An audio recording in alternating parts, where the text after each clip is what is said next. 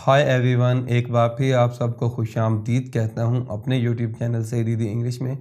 आज हमारी spoken English course जो कि बिल्कुल बिगनर लेवल के लिए था, उसकी सेकंड क्लास है जिसमें हम प्रोनाउन को डिस्कस करेंगे। फर्स्ट वीडियो मैंने आपको थोड़ा सा हिंट दिया था कि प्रोनाउन होता क्या है, लेकिन आज हम इसकी डिटेल में जाएंगे, मगर उतना जितना बिगनर लेवल पे रिक्वायर्ड है। तो वहाँ पे जो हमने पढ़ा था उसको थोड़ा सा रिवाइज कर लेते हैं क्योंकि ये उससे रिलेटेड है। लेकिन अगर आपने वो वीडियो नहीं देखी और आपको अभी तक सब्जेक्ट वर्ब ऑब्जेक्ट का कंसेप्ट नहीं क्लियर, तो आपको ये लेक्चर समझ नहीं आएगा। प्लीज़ पहले आप उसको देख के अच्छे से समझ लें, फिर इस लेक्चर पे आना। तो जी, उस लेक्चर में हमने पढ़ा था लेटर के बारे में, वर्ड के बारे में, सेंटेंसेस के बारे में और उनके एग्जाम के बारे में। तो वो मैंने आपको बताया था कि जस्ट आपकी इंफॉर्मेशन के लिए। लेकिन वहाँ पे मैंने आपको एक कंसेप्ट दिया था कि हम बोलते क्यों हैं। ये बड़ा इंपॉर्टेंट क्वेश्चन था। तो मैंने आपको बताया था हम दो वजूहात की बिना पे बोलते हैं। या तो कोई किसी ने काम किया हो और हमने उसको बयान करना हो, ठीक है। तो इस लाइन को लेके मैंने आपको एक कंसेप्ट दिया था कि सब्जेक्ट क्या होते हैं, वर्ब क्या होती है और ऑब्जेक्ट क्या होते हैं। ठीक हो गया।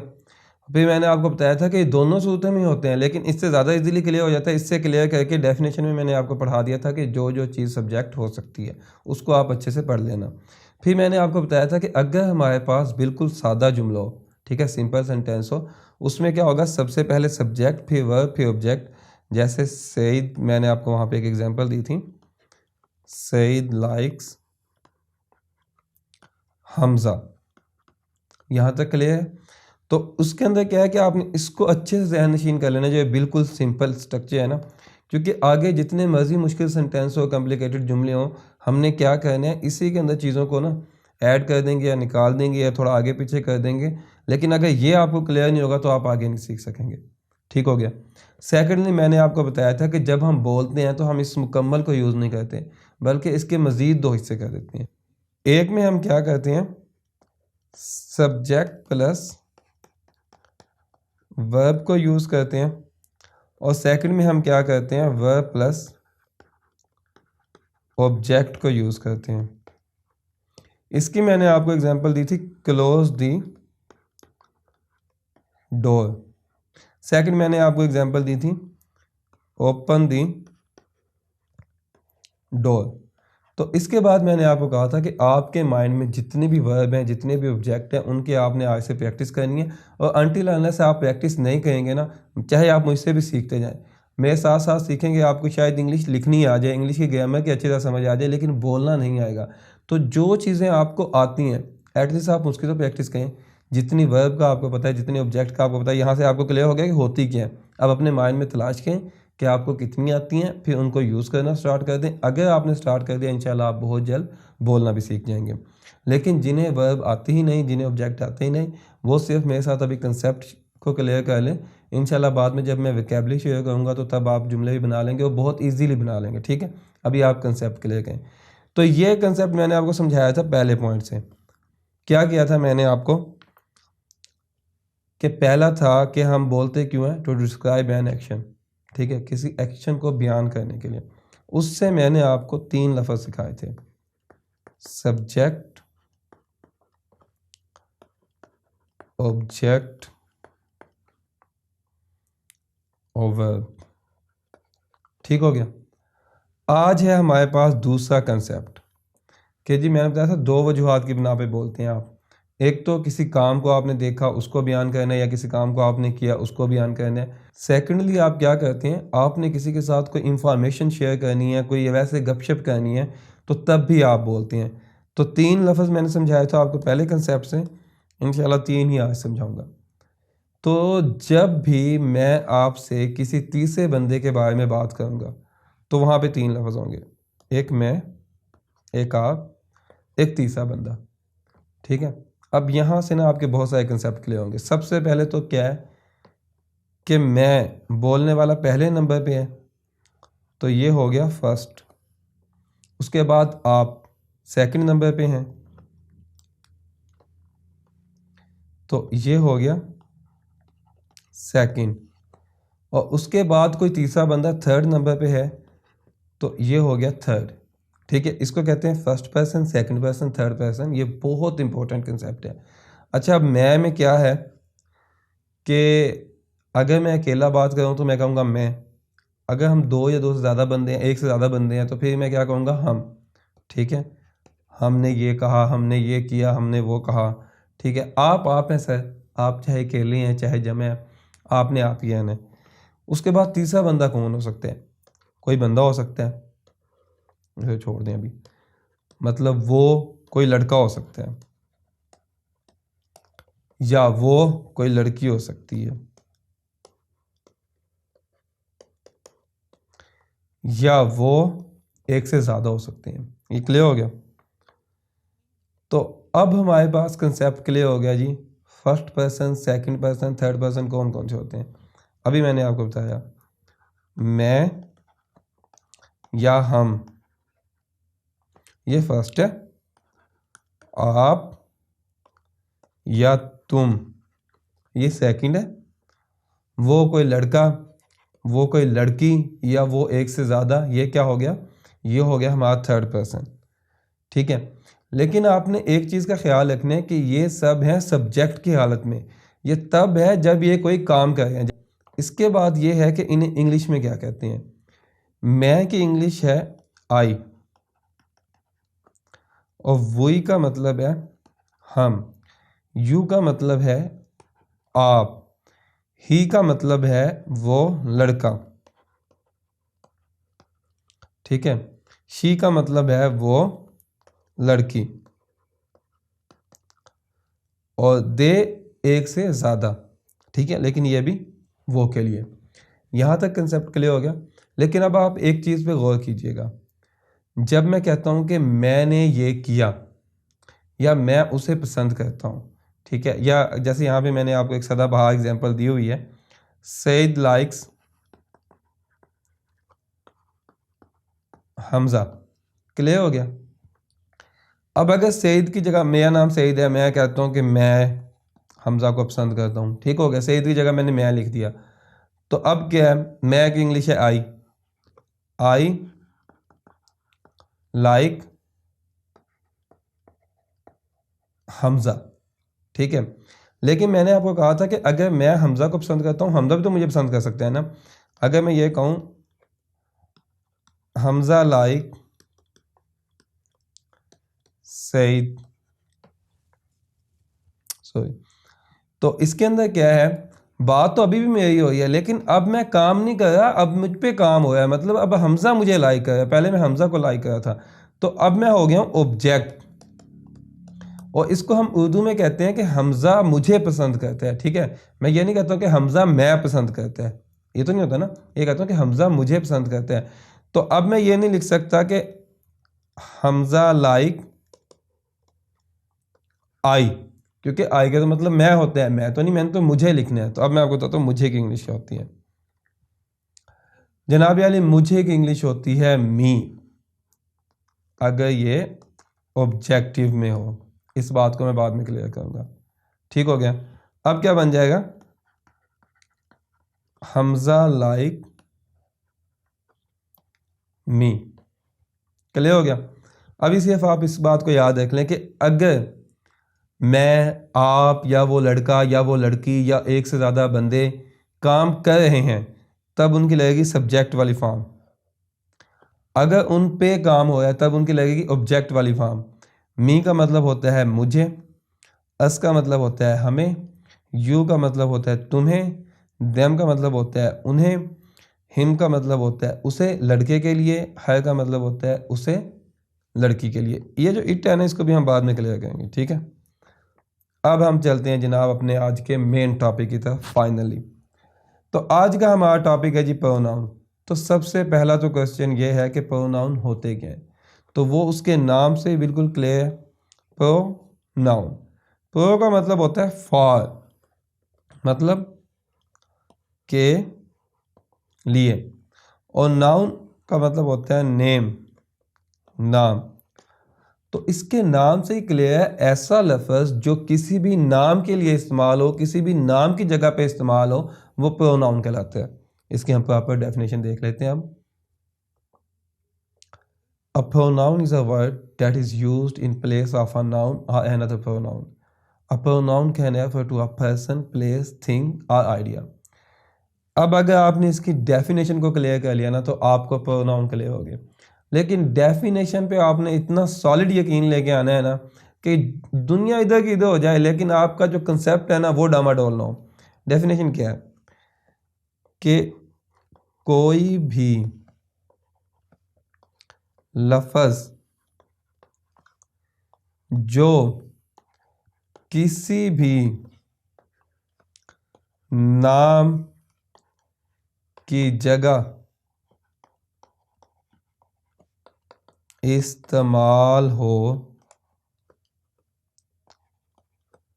उसे प्रोनाउन कहते हैं। या इसके अंदर मैं एक और चीज ऐड कर दूं, कोई भी लफ्ज मतलब वर्ड, शब्द जिस की जगह कोई भी नाम आ सके उसे प्रोनाउन कहते हैं। ये अगर दो बातें आपने अपने माइंड में बिठा ली ना राइटिंग के लिए अगेंस्ट हो तो आपका कंसेप्ट 100% क्लियर कि कोई भी लफ्ज़ जो किसी नाम की जगह इस्तेमाल हो या ऐसा लफ्ज़ जिसकी जगह नाम आ सकता हो प्रोनाउन कहलाएगा। क्लियर हो गया? तो जी इसके बाद है वाई वी यूज़ प्रोनाउन। हमें इस सारे झंझट में पढ़ने की नीड ही क्या थी? आखिर हमने इसमें पंगा लिया तो लिया क्यों? तो उसकी वजह यह है कि झंझट नहीं है बल्कि ये झंझट को ख़त्म करते हैं। जैसे मैं कहीं पे इंटरव्यू देने जाता हूँ और वो मुझसे पूछता है कि जी आपका नाम क्या है, तो मैं कहता हूँ जनाब मेरा नाम है मोहम्मद सईद हमज़ा राजपूत। ठीक है, वो कहेंगे जी आपकी क्वालिफ़िकेशन क्या है? मैं कहूँ जी मोहम्मद सईद हमज़ा राजपूत ने इतना पढ़ा है। वो कहें जी आपकी हॉबी क्या है? मैं कहूँ जी मोहम्मद सईद हमज़ा राजपूत की ये हॉबी है। वो कहें जी आप आए कहाँ से? मोहम्मद सईद। वो कहेंगे भाई क्या है, नींद नहीं पूरी, सो के नहीं आए, मसला क्या है? ठीक है, हर बात में मोहम्मद सईद हमज़ा राजपूत ऐसा बता दिया ना। अब कह दो कि मैं ये कहता हूँ मेरी हॉबी ये है, ठीक है, मुख्तलिफ अल्फाज हैं वो यूज़ कर लो, मोहम्मद सईद हमज़ा राजपूत, ये क्या हो गया? ठीक है, तो इसके लिए ही हम प्रोनाउन को यूज़ करते हैं। अब हम इसको प्रॉपर्ली पढ़ लेते हैं। वो use them to avoid repeating the noun that they refer to. हम उनको इस्तेमाल करते हैं उस नाउन को बार बार दोहराने से बचने के लिए जिसकी जगह पे हम उन्हें इस्तेमाल कर रहे होते हैं। Pronoun are word that make writing and speech simple and effective. तो प्रोनाउन वो अल्फाज होते हैं जो हमारी बोलते हैं, जो हम तकरीर कर रहे होते हैं या स्पीच मतलब जो लिख रहे होते हैं, तहरीर कर रहे होते हैं, उसको सादा और पूरी कोशिश बना देते हैं। अगले पे उसका असर होता है, ना कि अगला उससे इरिटेट हो जाए, बेजार हो जाए। ठीक है, कि क्या आप बार बार एक ही लफ्ज़ बोले जा रहे हैं। क्लियर? इसके बाद ये थोड़ा सी इंपॉर्टेंट लाइन है, pronoun have different form for the different way वो यूज़ दैम। ये थोड़ा सा भी हमने स्टार्ट में डिस्कस किया था, अब इंशाल्लाह आपको बिल्कुल क्लियर हो जाएगा। Next line, a different pronoun is required depending upon two elements. Number one, the noun is being replaced and the function that noun has in the sentence. जैसे मैंने कहा था मैं हमजा को पसंद करता हूँ, मतलब सईद लाइक्स हमजा। ठीक है, अब अगर सईद की जगह मैं लिख दूंगा मैं, तो मैं की इंग्लिश क्या हो जाएगी? आई। ठीक है, आई लाइक्स हमजा।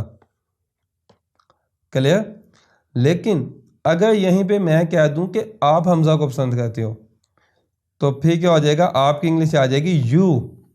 ठीक है, अब मैंने देखा कि पसंद कौन करता है, मैं या आप? अगर आप कहते हैं तो यू लाइक, ये नहीं आएगा, ये मैं आपको बाद में बताऊंगा कि क्यों नहीं आएगा। You like Hamza. क्लियर? एक तो हमने ये चीज़ देख लिया कि वो जो नाउन कौन सा है जिसकी जगह पे हम इसको रिप्लेस करें हैं, वो मेरा नाम है, आपका नाम है, किसी थर्ड बंदे का नाम है। अगर थर्ड बंदे का नाम होता मतलब अली लाइक हमजा, अली अब कोई तीसरा बंदा है, तो मैं क्या कह देता कि वो की जगह आता ही लाइक्स हमजा। यहाँ तक क्लियर हो गया। आगे चलते हैं। अब है जी सईद लाइक हमज़ा। तो यहाँ पे क्या है, सईद मैं पसंद करता हूँ हमज़ा को, इसको मैं ऐसे भी कह सकता हूँ ना, मैं उसे पसंद करता हूँ। ठीक है, अब सईद की जगह आ गया मैं, तो मैं की इंग्लिश आएगी आई। हमज़ा कोई तीसरा बंदा है जिसे मैं पसंद करता हूँ। लेट्स सपोज कर लेते हैं, वैसे दोनों मेरे नाम ही है, टेंशन नहीं लेना। सपोज कर लो हमज़ा मेरा भाई है, ठीक है, मैं इसे पसंद करता हूँ। तो अब हमज़ा आपके लिए कोई तीसरा बंदा है जिसको मैं पसंद करता हूँ। तो वो की इंग्लिश अब हम यहाँ पे ही तो नहीं लगाएंगे ना, मैंने आपको पहले बताया था। क्यों, यहाँ तो मैं उस पर काम कर रहा हूँ, वो ऑब्जेक्ट है। तो ऑब्जेक्ट की इंग्लिश है, उससे की इंग्लिश क्या आएगी हमारे पास, हिम। तो पसंद की आ गई आई लाइक, ऑब्जेक्ट की इंग्लिश आ गई हिम, आई लाइक हिम। यहाँ तक क्लियर, ठीक है। अब क्या है कि जी हमज़ा मुझे भी पसंद करता है, मैंने आपको पहले कहा था, ठीक है, बताया था मैंने आपको कि हमज़ा मुझे पसंद करता है, आप कहें ना कहें। तो अब हमज़ा की जगह तो वो है, वो की मैंने फिर बना दी सब्जेक्ट फॉर्म में ही। लेकिन मुझे की क्या आएगी, मी। पसंद की आ जाएगी पहले लाइक, ही लाइक्स मी।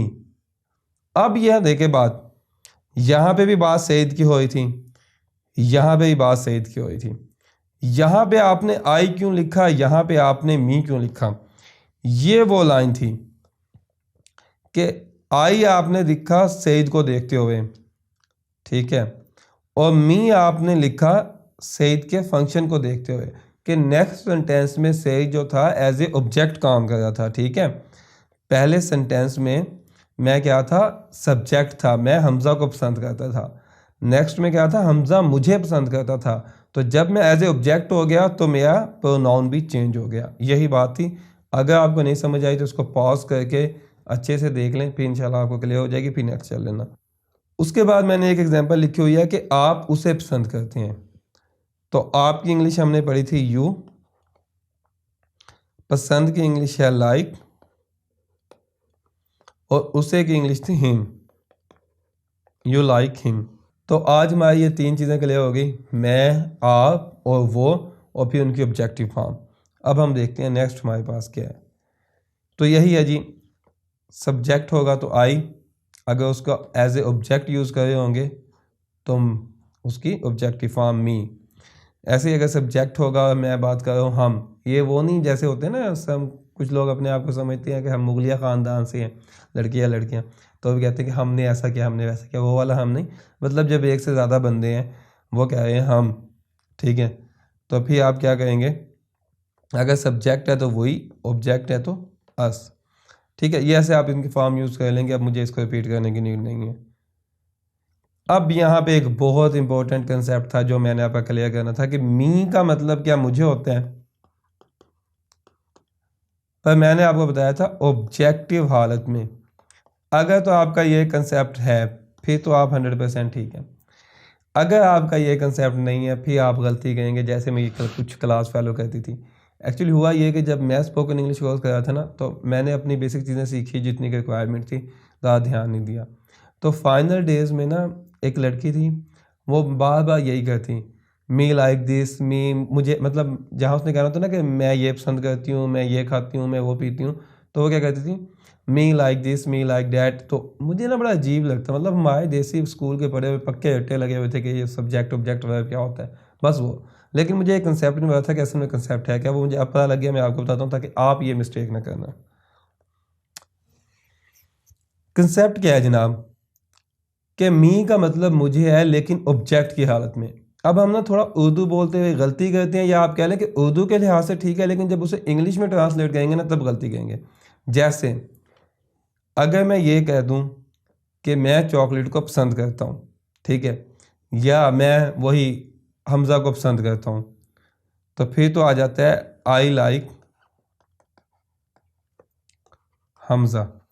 इसमें तो आप कंफ्यूज नहीं होते, ठीक है, मैं हमज़ा को पसंद करता हूँ। लेकिन अगर मैं ये कह दूं ना, मुझे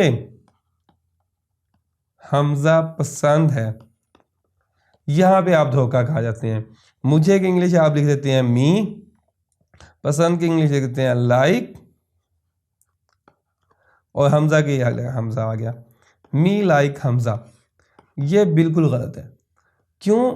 इनफैक्ट तो आप वही कहना चाह रहे थे ना कि मैं हमज़ा को पसंद करता हूँ, ठीक है। ये तो हमारी उर्दू बोलचाल में या हिंदी बोलचाल में ऐसे है कि हम मैं की जगह मुझे भी यूज़ कर लेते हैं। तो याद रखिएगा, अगर मुझे सब्जेक्ट की फॉर्म में आया है, ठीक है, सब्जेक्ट की फॉर्म में, तो इसकी इंग्लिश आप आई ही बनाएंगे, ठीक है। जैसे मुझे हमज़ा पसंद है, I like Hamza, not me like Hamza. Clear हुआ या नहीं हुआ?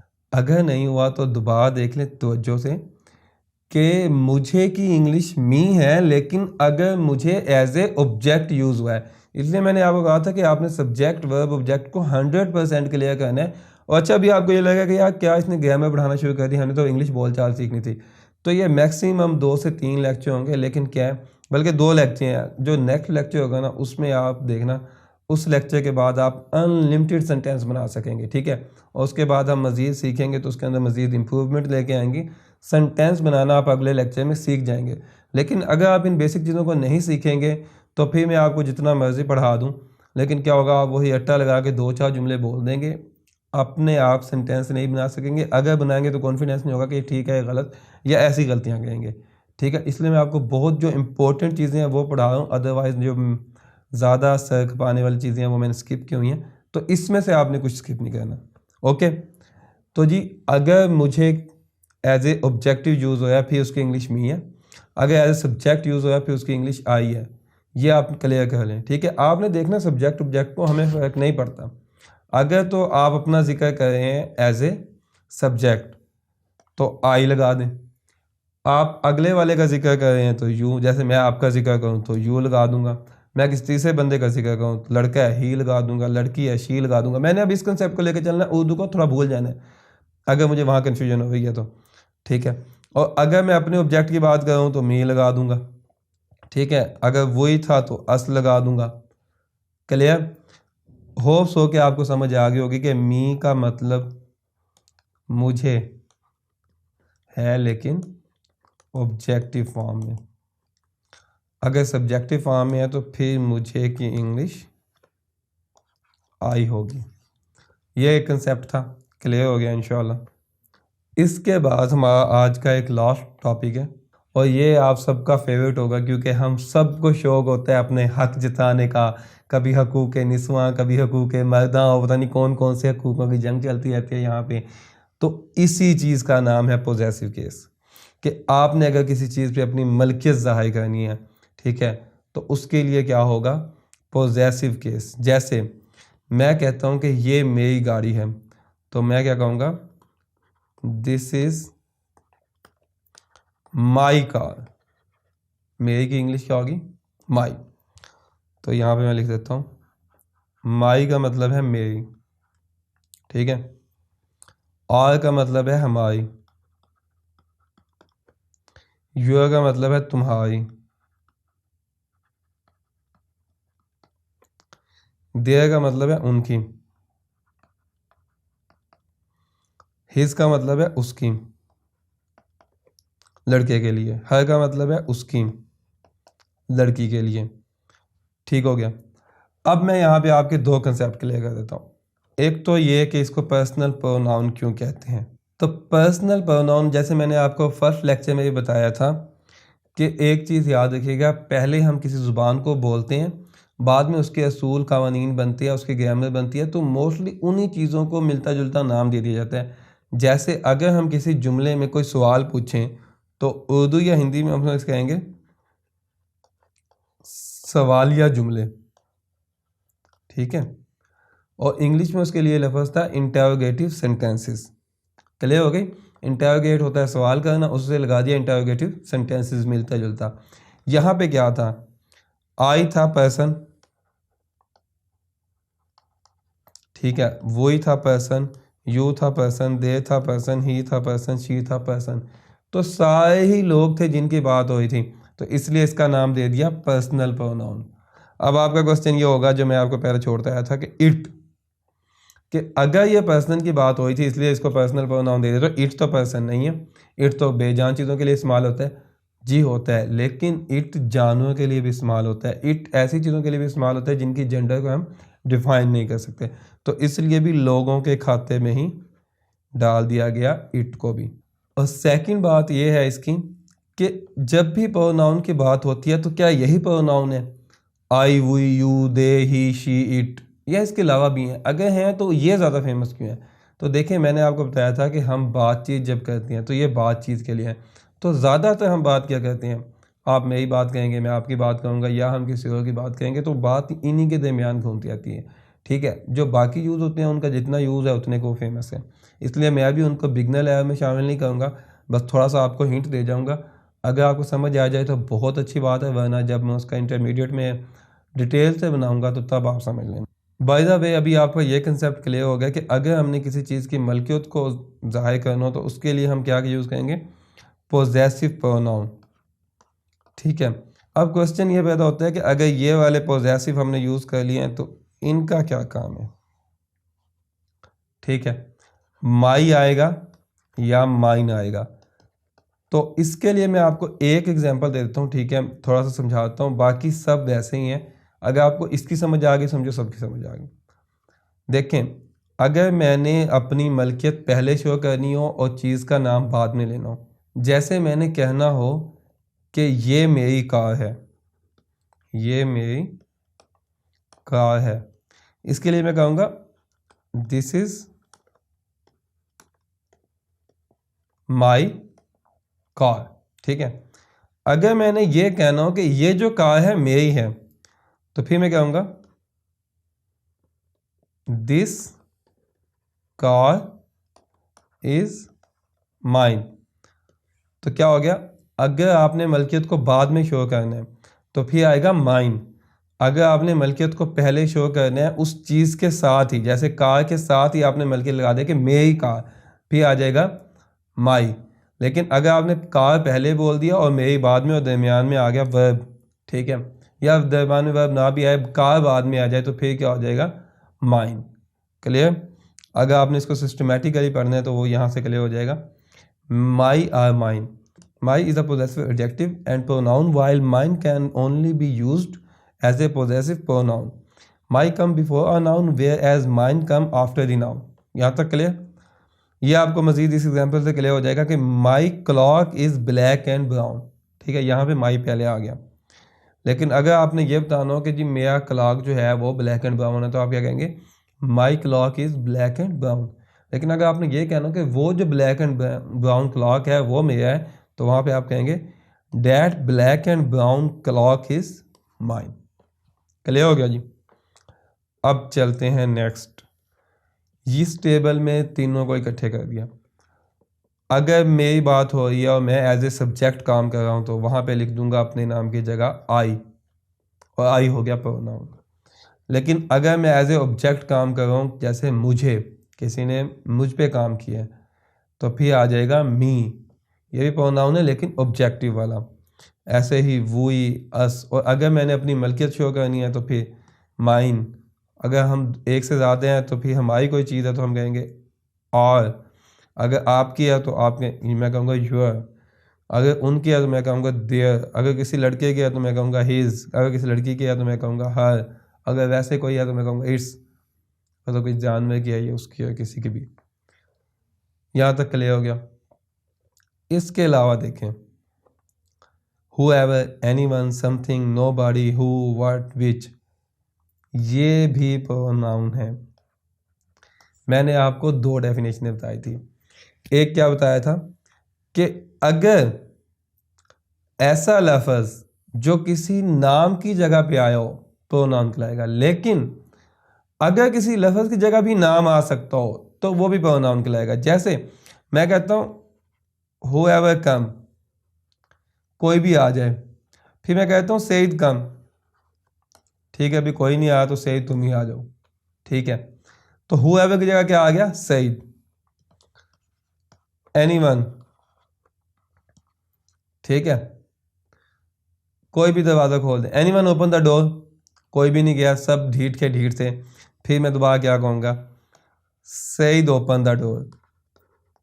एनीवन की जगह पे क्या आ गया, सईद। पहले मैंने कहा था कोई भी दरवाज़ा खोल दो, किसी ने नहीं खोला तो मैंने कहा सईद तुम ही दरवाज़ा खोल दो। ठीक है, सईद दरवाज़ा खोल दो, सईद ओपन द डोर।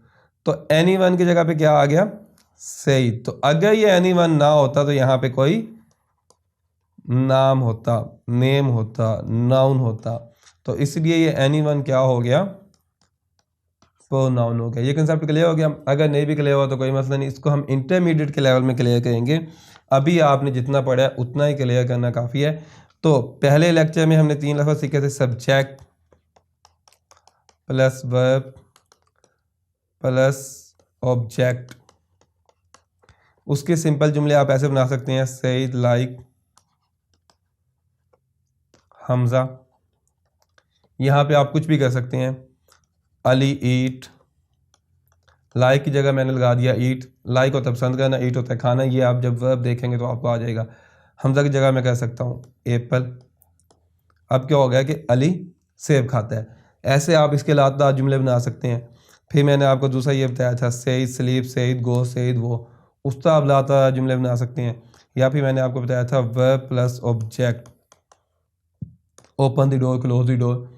तो इन चीज़ों को आपने यूज़ करके ना बेसिक जो आपने रोज़ाना और डेली बोलना होता है वो आप सीख सकते हैं। किसी ने कमेंट भी किया था कि मुझे टेंसेस नहीं सीखने, मुझे ये चीज़ें नहीं सीखनी, मुझे बस बेसिक डेली की बोलचाल आ जाए। तो उसका सबसे बेस्ट वे ये है। फिर उसके अंदर जितना आप मज़ीद सीखते जाएंगे, उसको जितना अच्छा करते जाएंगे तो उतना अच्छे से बोल पाएंगे। तो आज के लिए आई थिंक इतना ही बहुत ज़्यादा है। मिलते हैं इंशाल्लाह नेक्स्ट वीडियो में। तब तक के लिए अल्लाह हाफिज़, take care, good bye, see you letter.